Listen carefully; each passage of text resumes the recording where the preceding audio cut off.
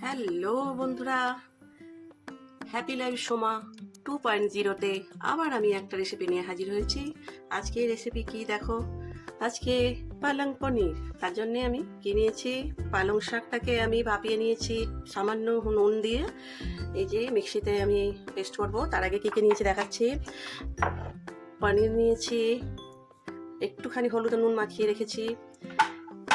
পেঁয়াজ নিয়েছি কোচানো, কাজু নিয়েছি, কাজুটাকেও আমি ভিজিয়ে রেখেছি। আর নিয়েছি রসুন, নিয়েছি শুকনো লঙ্কা, কাঁচা লঙ্কা দিয়েও তোমরা করতে পারো, আর একটুখানি গরম মশলা। এই যে দেখতে পাচ্ছ তোমরা, অল্প দুটো লবঙ্গ, দুটো ছোট এলাচ। তো আমি এবারে এর মধ্যে কি কি দিচ্ছি দেখো।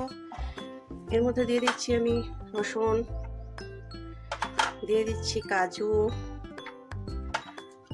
সব একসঙ্গে আমি পালং শাকের সঙ্গে বেটে নেব।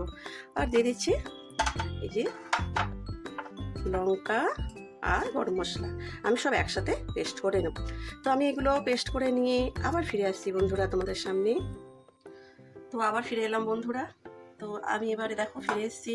এই যে পেস্ট করে নিয়ে পালং শাক, রসুন আর কাজু, গরম মশলা, শুকনো লঙ্কা সব কিছু দিয়ে পেস্ট করে নিয়ে চলে এসেছি। তো এবারে আমি অল্প একটু তেল দিয়েছি, তার সঙ্গে আমি একটু বাটার দেবো।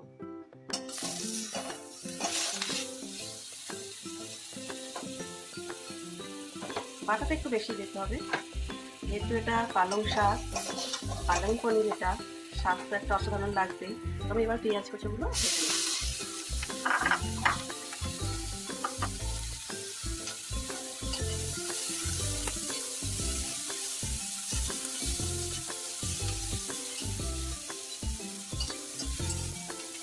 একটু ভাজা হোক, এতে আমি একটু মিষ্টি দেবো,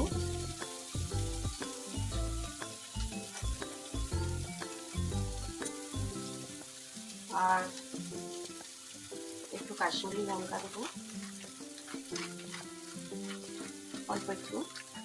আর শুকনো লঙ্কা বাটা তো দেওয়াই আছে, তো ঝালটা আর লাগবে না। আর দেবো একটু জিরে গুঁড়ো, আর একটু জিরে গুঁড়ো দেবো, দিয়ে একটু পেঁয়াজটা ভাজা ভাজা করবো। 1 চামচ মতো এই জিরে গুঁড়ো দিচ্ছি আমি।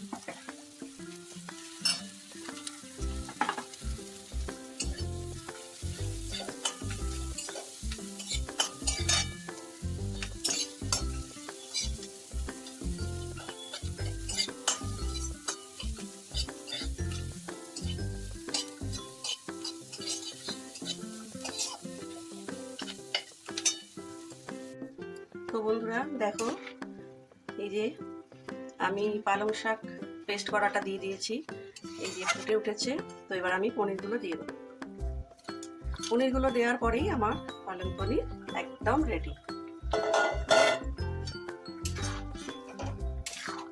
একটু ফুটে গেলেই ব্যাস, রুটি পরোটা সব কিছু দিয়ে খেতে পারো। তো আমি দেখাচ্ছি পালং পনির কেমন দেখতে হয়েছে।